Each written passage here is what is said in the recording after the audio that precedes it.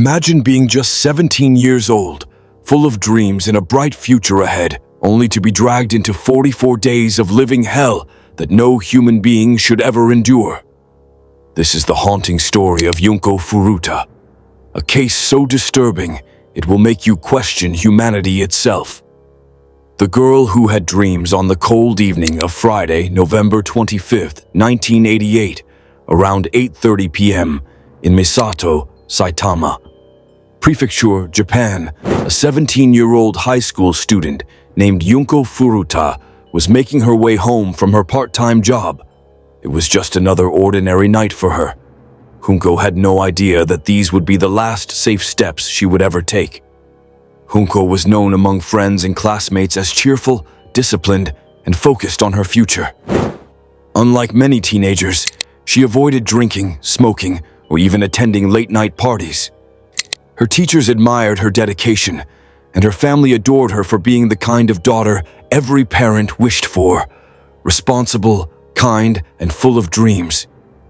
She had even secured a job offer at an electronics company after graduation, a sign that her hard work was paying off. But fate can be cruel.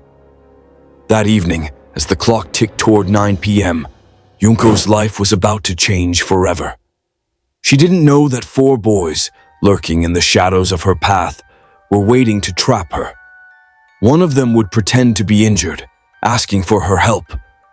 Innocently and kindly, she would stop to assist, not realizing she was walking straight into a nightmare that would stretch for 44 horrifying days. This wasn't just an abduction. It was the beginning of a story so dark, so brutal, that it would be remembered as one of the most gruesome crimes in Japan's history. The abduction. It was November 25th, 1988, at around 8:40 p.m., when Junko Furuta unknowingly crossed paths with the boys who would end her life. As she walked along the quiet streets toward her home in Misato, one of the gang members, Hiroshi Miyano, spotted her.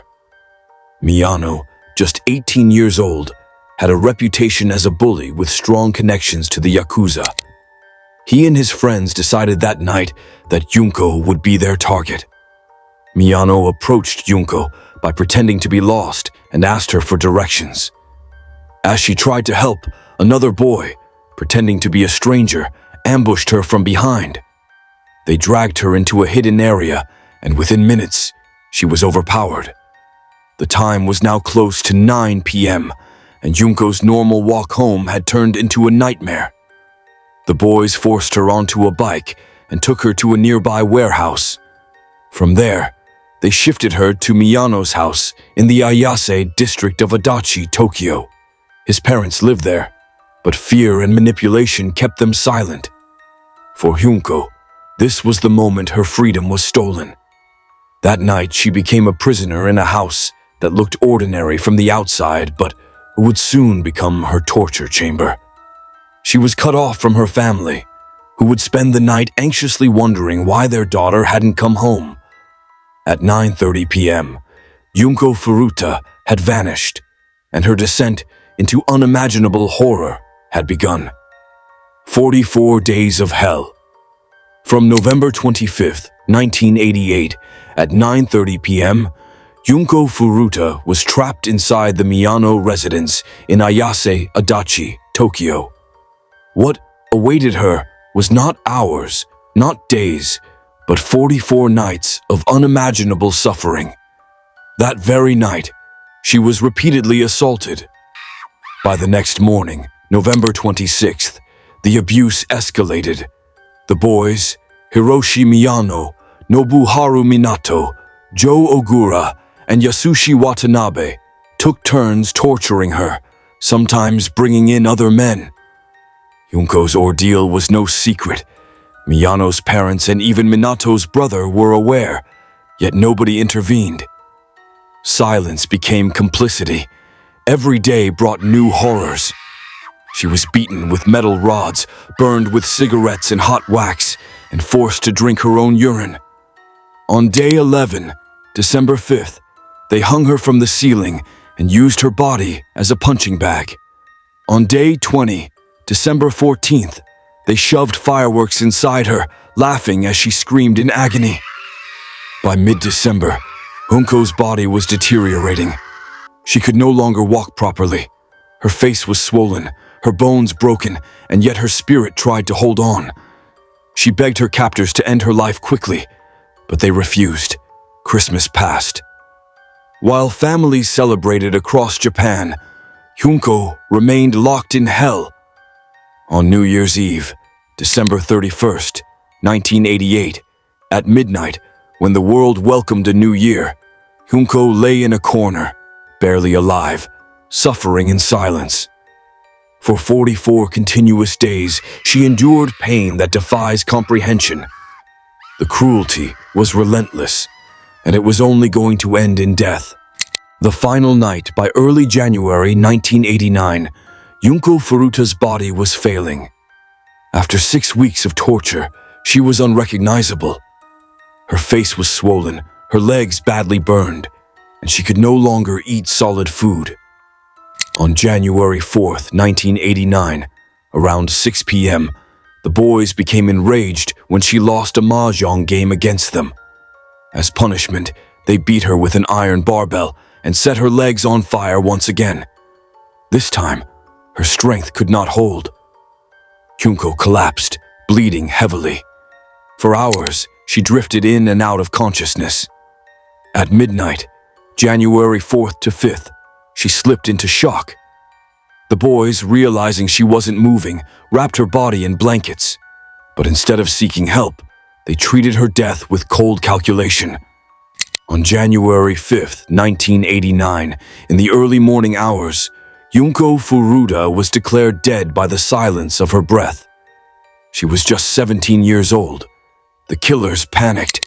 By January 6th, around 8 a.m., they stuffed her body into a 55-gallon oil drum, filled it with concrete, and left it at a construction site in Koto, Tokyo. To them, it was over. To the world, it had just begun. Junko's family searched desperately, unaware their daughter's remains were sealed inside concrete. Her final night was not just the end of her life. It was the climax of 44 days of unthinkable cruelty. A crime so horrific, it would scar Japan forever. Justice or injustice? On January 23rd, 1989, at 8:30 a.m., police finally uncovered the truth. Acting on a confession related to another crime, they were led to the oil drum abandoned in Koto, Tokyo. Inside, encased in hardened concrete, was the body of Junko Furuta. The discovery stunned investigators. The sheer cruelty of her last 44 days was beyond anything they had seen before. Her killers: Hiroshi Miyano, 18, Nobuharu Minato, 16, Joe Ogura, 17, and Yasushi Watanabe, 17, were arrested. The nation expected the harshest penalties for such brutality. But when the trial began, what followed left Japan in outrage. Because the perpetrators were juveniles, their identities were initially protected, and the sentences were shockingly light. Miyano, the ringleader, received just 20 years in prison. The others served between 5 and 10 years. By their mid-30s, all were free. Junko's life had ended in unimaginable pain, yet those responsible walked back into society. The injustice fueled public anger. Newspapers defied the court and published the boys' names, declaring that crimes of this magnitude deserved no protection. For Junko's parents, justice was never truly served. Their daughter's dreams, her future, her very life, all stolen while her killers lived on. Even decades later, Junko Furuta's case is remembered as one of the most horrifying examples of cruelty and failed justice.